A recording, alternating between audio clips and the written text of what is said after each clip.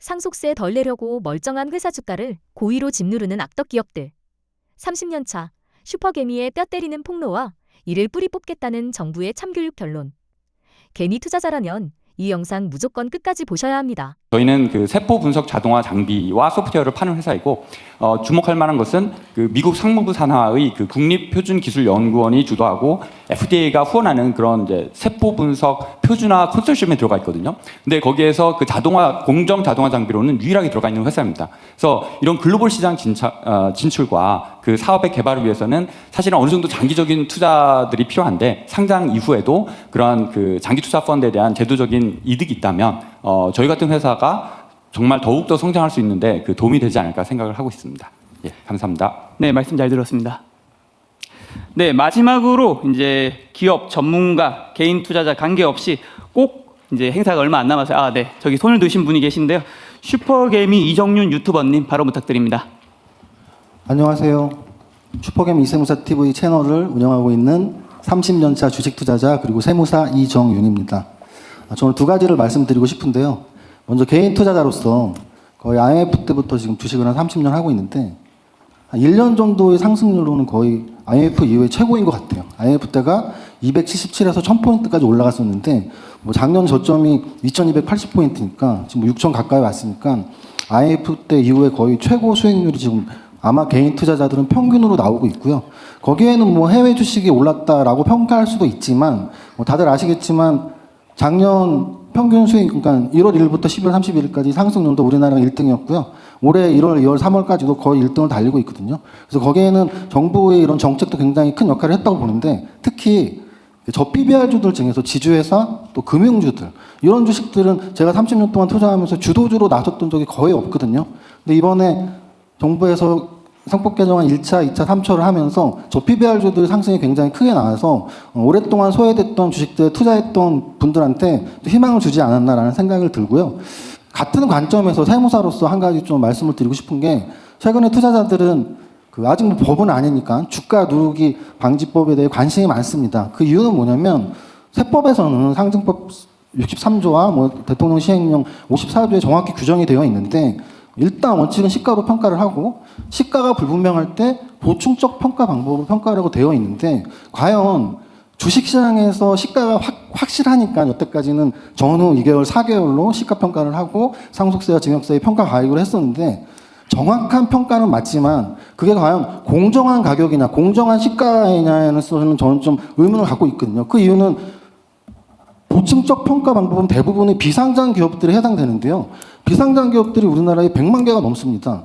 근데 100만 개가 넘는 비상장 법인들은 보충적 평가 방법의 PBR 최저 0.8에서 상속세나 증여세가 계산이 되거든요. 근데 상장 기업은 한 2,500개 정도밖에 안 되는데 그 중에서 뭐 한 500개, 1,000개가 앞으로 상속과 증여를 앞두고 있을 때 주가를 계속 누르고 있다면 그들은 좋을지 몰라도 주식 투자자들은 사실 좋은 게 아니거든요. 그래서 최근 검토하고 있는 주가 누르기 방지법을 좀 좋게 이렇게 잘 검토해서 우리 투자자들에게 아까 말씀드렸던 지주사와 금융주가 주가가 퀀텀업 됐다면 그동안 또 소외받은 종목들이 저PBR주들이 올라가게 하는 계기가 되었으면 너무 감사드리겠습니다.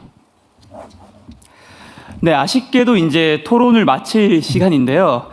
여러분들이 열기가 얼마나 뜨거웠는지 제가 오늘 간담회를 준비하기 위해서 이제 이재명 대통령의 간담회를 좀 찾아봤었는데 오늘만큼 대통령님이 발언이 적고 이제 참석하신 분들의 발언이 이렇게 많았다는 날이 그만큼 뜨겁지 않았나 싶습니다. 75분이라는 시간이 언제 지나갔는지 모를 정도로 의미 있는 시간이었습니다. 1분 단위로 끊어가지고 얘기할 분들 좀 해보세요. 정말 요지 많다. 되게 다 아는 얘기들이니까. 네, 저기 끝에 계시는 위벤처스의 하태훈 대표님. 거두절미하고 본론을 핵심적으로. 네, 본론만 몇 가지 말씀드리겠습니다. 기업 주가 누르기 관련해서는 밸류업 프로그램을 잘 이행하는 기업한테 상속세에 대한 혜택, 선방향에 대한 인센티브를 주고 그것을 잘 안 하는 기업한테는 그 상속세에 대한 공제 제도를 좀 없애버리는 이런 제도도 한번 고민했으면 좋겠습니다. 저는 벤처 투자자이기 때문에 모험 투자 관련해서 말씀을 드리면 지금 한국 모태펀드, 지금 국민성장펀드는 5년간 계획이 나오지 않습니까? 근데 모태펀드는 매년 예산을 받게 됩니다. 그래서 그것들을 좀 안정적으로 뭐 기본 계획처럼 이렇게 해서 시장의 예측성을 좀 강화해 줬으면 좋겠습니다. 마지막으로 지방 투자와 관련해서 되게 시행령이긴 한데 지방재정법 보시면 대통령도 지방행정을 하셨기 때문에 그 총사업비 기준으로 그 지방투심이 또 중앙투심이를 하게 됩니다. 그런데 이제 벤처펀드와 관련해서는 벤처펀드의 총 규모를 총사업비로 하게 됩니다. 그래서 지자체에서 예를 들면 20억을 출자를 해도 펀드가 500억이 되면 갑자기 중앙투심으로 가야 되는, 그래서 펀드를 더 늘리지 못하고 줄여야 된다거나 아니면 펀드 시기가 늦어져야 되는 이런 상황이 있습니다. 그래서 그 해석에 대한 문제를 뭐 단소장을 달든 해서 벤처 투자와 관련해서는 총사업비 말고 지자체가 출자하는 금액 기준으로 심사를 하면 지방 투자가 훨씬 더 활성화될 수 있을 거라고 생각합니다. 이상입니다. 네, 빠르게 가겠습니다. 금융투자협회장의 항성엽 협회장님 부탁드립니다. 제가 뒤에 구석에 앉아 있더니 잘 안 보여가지고 사회적해서 못 보신 것 같습니다. 제가 서서 얘기하겠습니다. 한국금융투자협회장 황성엽입니다. 저는 오늘 회수시장에 대해서 좀 말씀드리려고 이렇게 좀 일어섰는데요. 그 말씀드리기 전에 제가 전주에 그 인도 델리를 다녀왔습니다. 거기 익사 국제중간협회 총회를 갔다 왔는데 정말 자본시장에 대한 가치에 대해서 다들 공감을 했고요. 제가 K 캐피탈 마켓이라는 브랜드를 말씀드렸더니 홍보대사로 블랙핑크를 쓰라고 이렇게 박수가 터지면서 아주 한국에 대한 관심이 너무나 뜨거웠습니다. 회수량 말씀드리겠는데요. 지금 2024년 명목 GDP 대비 벤처 투자 규모가 지금 한국의 경우에는 0.43%입니다. 미국의 0.74%에 비해서는 낮지만 중국의 0.27%, 일본의 0.13%에 비해서는 그래도 상당한 규모가 좀 요약해서 하시죠. 네네. 제가 지금 시간이. 네, 알겠습니다. 아까 말씀드린 대로 벤처 회수 시장은 IPO가 있고, 그다음에 M&A가 있고, 그다음에 회수 시장 세컨더리 마켓이 있는데 한국의 IPO 비중이 너무나 큽니다. 미국은 한 5%밖에 안 되고요. 유럽은 22%, 한국은 한 30%가 됩니다. 반면에 세컨더리 마켓은 한국은 이제 특히 VC나 신기사를 보면 한 17%가 되는데 해외의 경우에는 글로벌 벤처 펀드는 한 29%가 됩니다. 그래서 이 회수 시장을 조성하기 위해서 우리 금투업계가 일단 모금 자본을 20조 이상 향후 3년간 투입할 건데 그중에서 특히 회수 시장에 대해서 적극 지원해서 새로운 생태계를 구성하는 데 일조하고자 합니다. 네, 감사합니다. 네, 마지막 딱 한 분만 의견을 듣도록 하겠습니다. 정말 짧게 하세요. 거두절미하고. 좀 네, 힘들게. 하나증권의 항승태 리서치 센터장님 발언 부탁드립니다. 예, 하나증권 리서치 황수택입니다. 제가 이제 뭐 정책이나 뭐 이런 부분들은 잘 하고 계시니 뭐 특별히 더 드릴 말씀은 없는데 일단 드리고 싶은 말씀은 시장도 저희 뭐 리서치도 마찬가지지만 우리 시장도 좀 개인 투자자들한테 이제는 좀 더 친절해야 될 때가 왔다라는 생각이고요. 이게 무슨 말이냐면 시장 관행이 좀 개인 투자자들에게 치밀한 방향으로 바뀌어야 된다. 예를 들어서 이제 공시 같은 경우가 있습니다. 그래서 기업이 이제 유상증자를 하거나 그 CBBW를 발행을 하거나 기존 이제 개인 주주들의 그 지분 가치가 희석될 가능성이 있는 부분들이죠. 이런 부분들은 이럴 때 그 공시의 방향성을 기존에 이제 막 전문적인 얘기들 어디다 쓸 거고 얼마를 발행을 할 거고 이런 얘기들도 중요하겠지만 기본적으로 이 그 증자나 이런 것들이 발행이 되었을 때 개인 주주들의 그 지분 가치가 얼마나 해석이 되고 회사의 EPS가 얼마가 변하고 회사의 BPS가 얼마까지 변하고 그다음에 그 대주주의 뭐 지배력이 얼마나 변하고 이런 부분들이 같이 좀 친절하게 공시가 돼준다면 개인 주주들이 그 기업에 접근하는데 훨씬 더 좀 더 편안하고 유리하고 결국엔 네. 그런 것들이 투자 환경에 있어서 좀 더 우호적인 환경을 만들지 않을까 생각이 듭니다. 그래서 이 부분만 말씀을 드리도록 네. 하겠습니다. 공시를 개인 투자자들도 알아먹을 수 있게 좀 친절하게 입니다. 마지막으로 오늘의 토론을 마무리하며 대통령님의 마무리 말씀 청해 듣고자 합니다. 네, 여러분들 뭐 여러 가지 제안들 크게 도움이 됐습니다. 사실은 이제 지금 뭐 그런 큰 구조에 관한 문제 이런 것들은 대체적으로 다들 알고 있는 문제들이고 사실 우리가 필요한 것은 좀 더 구체적으로 예를 들면 어떻게 해야 대한민국의 자본시장이 다른 나라보다 더 나아질 수 있는가. 이 점에 대한 사실은 우리 제안들이나 이런 것들이 좀 더 많이 필요합니다. 사실 뭐 우리 거래소든지 정책실이든지 열심히 다 준비하고 있잖아요. 그죠? 금융위원회도 열심히 다 준비를 할 텐데 예를 들면 현장에서 봤을 때 예를 들면 공매도 가지고 예를 들면 말도 많은데 이게 또 뭐 사실 필요하죠. 필요한데 예를 들면 악용되는 걸 어떻게 막을 거냐. 근데 예를 들면 정부에서는 여하튼 이게 우리나라 공매도 제도가 과연 다른 나라에 아주 좋은 아주 모범적인 공매도 제도에 비교했을 때 과연 합리적이냐, 그보다 더 낫냐, 아니면 부족한 게 있느냐, 이런 것들을 사실은 발견해서 고치고 또는 뭐 새로운 제도를 도입하고 그래야 되거든요. 그런 것도 그렇고, 어떤 시장을 어떻게 정리하는 게 국민들 또는 투자자들의 믿음을 제고할 수 있느냐, 이런 아주 디테일이 사실은 좀 필요해요. 지금은 예를 든다면 우리는 밭을 정리를 할 때 큰 돌부터 집어내야 되잖아요. 뭐 큰 돌 좀 몇 개 집어낸 거예요.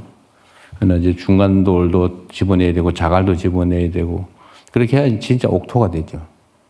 예. 그런데 우리는 큰 돌 집어내는데 다들 최적화돼 있어요. 그러나 큰 돌만 집어내 가지고는 거의 옥토가 되기 어렵습니다. 그러니까 여기 현장에 계신 여러분들이 좀 통로를 만드셔 가지고 뭐 일상적으로 하고 있을 걸로 보이지긴 하는데 통로를 좀 만들어서 좀 일상적으로 제한도 좀 받고 필요한 제도 중에서 예를 들어 입법이 필요하다 그러면 그거야 뭐 국회를 통해서 해야 되지만 뭐 시행령이든 규칙이든 지침이든 뭐 아니면 단순한 지시사항으로 필요하다면 딱 즉시 할 수 있는 것들은 바로바로 처리할 수 있지 않습니까? 예를 들면 구조적인 문제, 입법이 필요한 문제는 정말 어렵죠. 뭐 야당이 반대해서 뭐 시끄럽고 막 언론들도 또는 뭐 기업들도 예를 들면 반발 많이 하잖아요.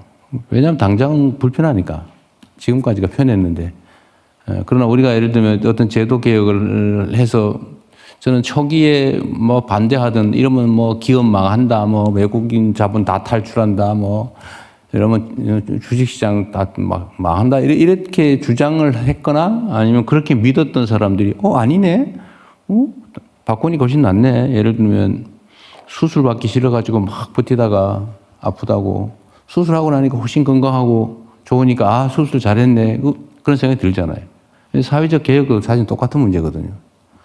그런데 이런 큰 예를 들면 입법이나 이런 것들은 어렵긴 하지만 또 쉽게 사소하다고 평가되는 문제는 쉽게 고칠 수 있거든요. 근데 그 사소하다고 평가되는 일선의 문제들을 신속하게 많이 바꾸면 뭐 거대한 입법 개혁을 하는 것과 좀 크게 다르지 않은 효과를 낼 수도 있어요. 그래서 저는 정말 지금부터도 계속 많이 찾아내야 된다고 보죠. 우리가 다른 나라 제도에 보통 비교를 해서 우리 판단하지만 사실 우리는 그 이상이 되어야죠. 언제나 우리가 얘기하자면 우리가 추격자의 삶을 살아왔다면 이제는 선도자의 길을 가야 된다. 그러려면 다른 나라가 어떻게 또 뭐 다른 시스템이 얼마나 훌륭한가를 벤치마킹하는 거 그건 너무 당연하고 그걸 더 넘어서서 다른 나라들이 추종할 수밖에 없는 그런 시스템을 만들어야 비로소 우리가 코리아 프리미엄이라고 하는 게 가능해지죠. 제가 빈말로 하는 게 아니고 실제로 그렇게 해야 됩니다. 우리는 충분히 얼마든지 그렇게 할 역량이 있죠. 조금만 더 세심하고 조금만 더 배려하고 조금만 더 용기 있게 조금만 더 과감하게 하면 얼마든지 저는 가능하다고 믿거든요. 그래서 여러분들도 작다고 생각되는 문제들도 많이 얘기해 주세요. 사실 이 정부에서 부족한 건 딱 그런 겁니다. 작다고 생각되는 거. 큰 문제 다 알아요. 큰 문제는 다 결단의 문제거든요. 용기와 결단의 문제예요. 어쨌든 또 좋은 조언들 감사드리고요. 제가 작년 9월에 뉴욕 거래소에 가서 제가 그런 얘기를 했어요. 저는 실제로 제가 들었던 걱정인데, 제가 그 외국인 투자자들 또 거래소 뭐 증권사 이런데 설명을 대한민국 경제는 앞으로 이렇게 갈 겁니다. 저는 사실 내심에 확신이 있어서 그 설명을 하면서도 외국인들이 너무 빨리 들어와가지고 다 차지하고 나면 우리 국민들은 기회를 잃게 될 텐데 그 걱정이 돼서 제가 그 얘기를 했거든요. 대한민국 국민들이 좀 많이 산 다음에 그 다음에 들어오면 좋겠다. 농담으로. 그러나 뭐 그게 내 뜻대로 되는 건 아니고 어쨌든 시장을 신속하게 좀 선진화해서 우리 국민들 자산 가치도 좀 늘리고 또 그게 선순환을 빚어서 소비도 늘리고 대한민국 경제가 상속세 덜 내려고 내 지식 가치를 고의로 짓누른다니 정말 피가 거꾸로 솟는 현실입니다. 코리아 프리미엄을 위해 지금 당장 가장 먼저 뜯어 고쳐야 할 법은 무엇이라고 생각하십니까? 댓글로 여러분의 진짜 민심을 보여주세요. 가장 빠른 사이다 이슈 큐레이터 에어핍 뉴스의 구독과 좋아요는 큰 힘이 됩니다.